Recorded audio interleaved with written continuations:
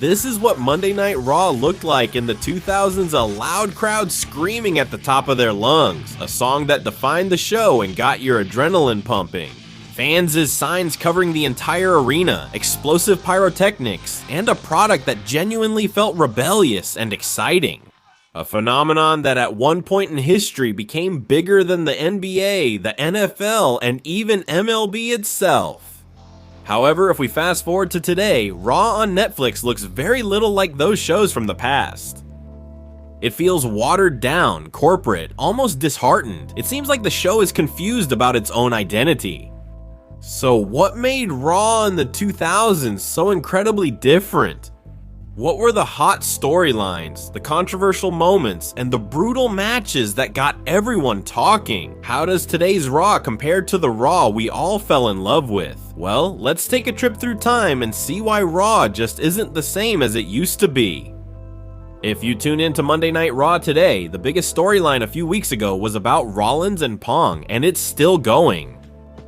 Rollins had been a thorn in Pong's side since his return to WWE. He stole the world title from Pong at SummerSlam by cashing in his Money in the Bank briefcase, and Pong was hungry for revenge.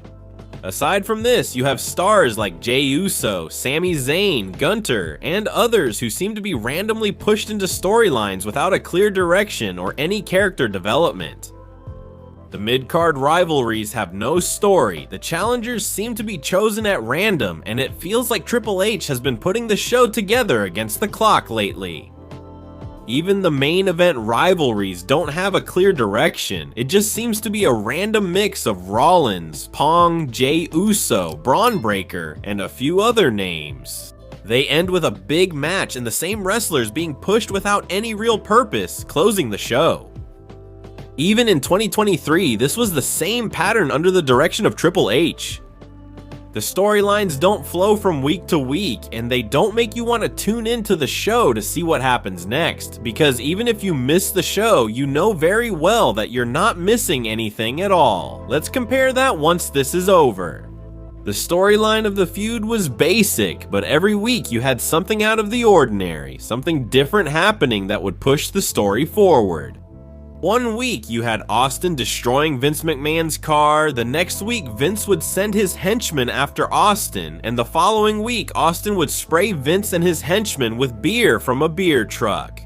And the week after that, Austin attacked Vince in a hospital, and actually we don't even have to go that far back in time to give you good examples.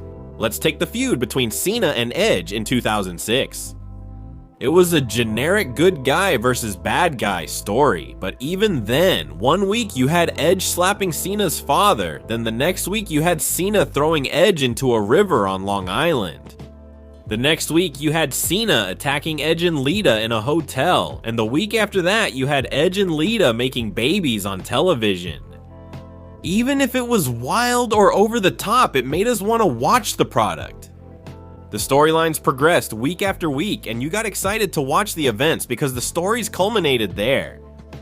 Today, Raw feels flat. The storylines don't have that dangerous feeling. They feel too watered down, too proper.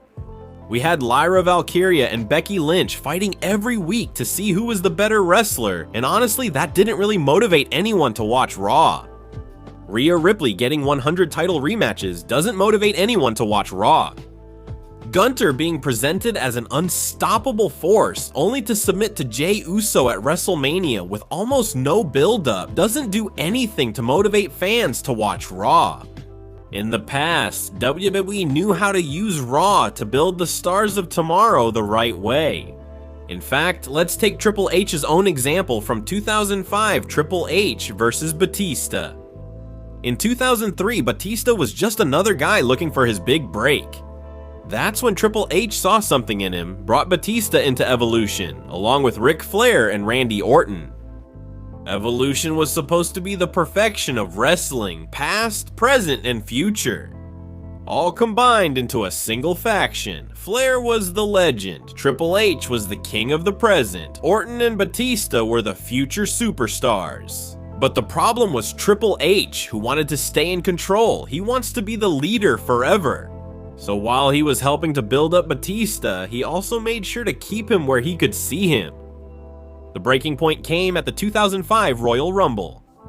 Batista won it all. He earned his shot at the world title, but instead of celebrating with him, Triple H immediately started telling him to ignore his Raw World title and choose the SmackDown title. That's when Batista realized that Triple H wasn't his mentor, he was just using him. Over the following weeks on Raw, tensions rose.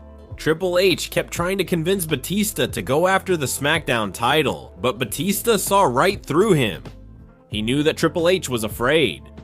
Then came the moment that changed everything, when Batista was supposed to go after JBL's title, but instead he gave Triple H the thumbs down and delivered a brutal powerbomb through the table. The crowd erupted, Evolution was dead. At WrestleMania 91, Batista finally faced Triple H one-on-one for the world title. The student versus the master, muscle against mastermind. Batista destroyed his former mentor. He won his first world championship and thus a star was born. Everything felt organic. It was a slow transition built up over months. I genuinely wanted to see Batista break free from the shackles of Evolution and step into the main event scene.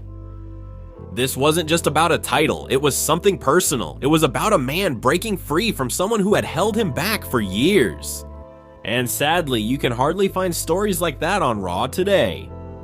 It's all about creating viral moments on social media and short-term excitement instead of a great long-term story. That's what made Raw special in 2005. Stories that felt real, characters you could connect with, drama that built up over months and paid off in big moments.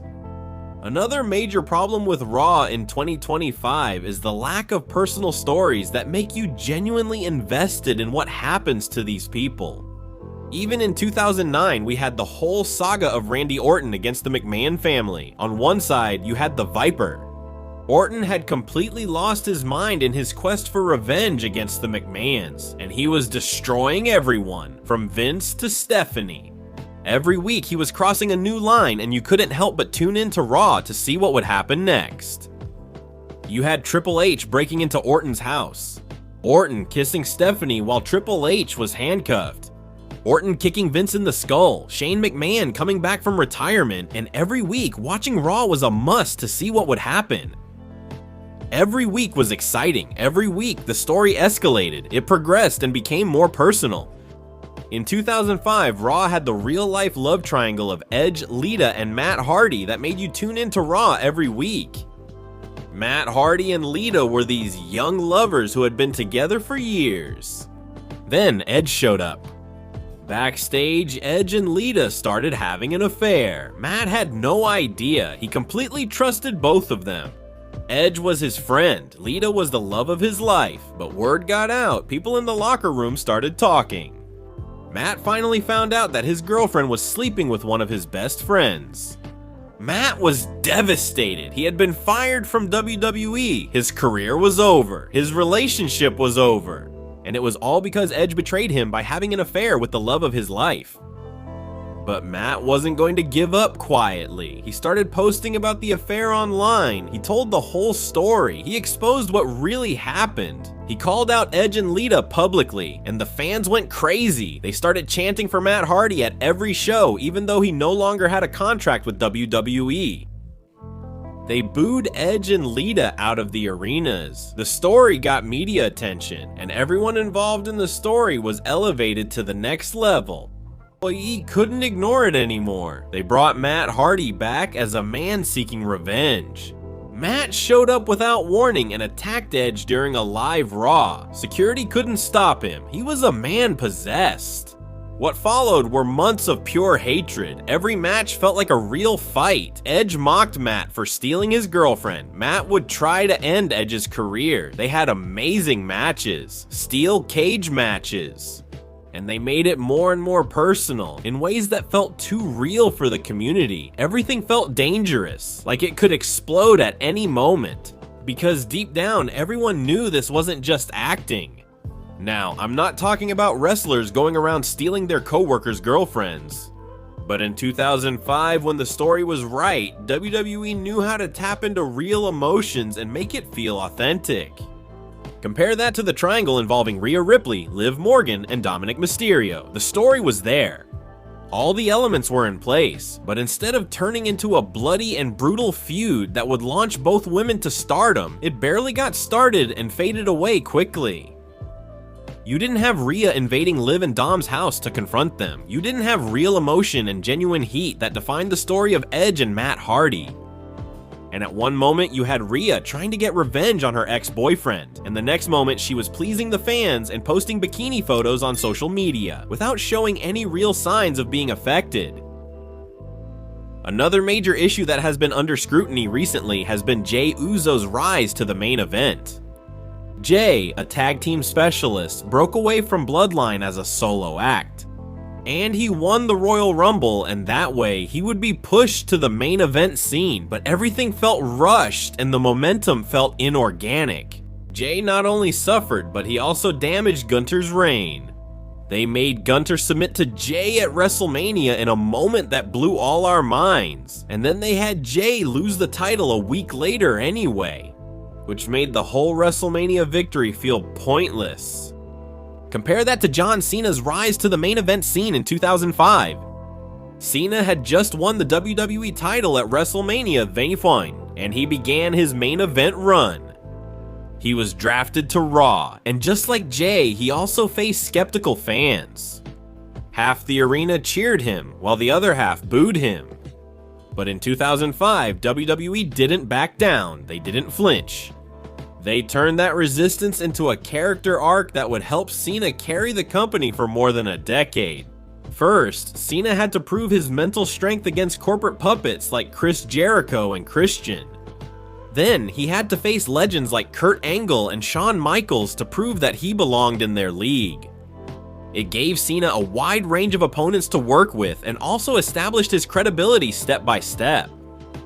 The reason all of this was possible was because of the depth of the roster and the variety of superstars. In 2005, they had established legends like Triple H, Shawn Michaels, Kurt Angle, and Chris Jericho. But you also had young and hungry stars like Randy Orton, Batista, Shelton Benjamin, and Edge. They could work with anyone, and not just men. In the women's division, you had wrestlers like Trish Stratus, Victoria, and Lita, who helped you build feuds and important matches. You could have Hogan versus Michaels and Edge versus Matt Hardy on the same show. The variety and mix of talent gave each episode a unique feeling.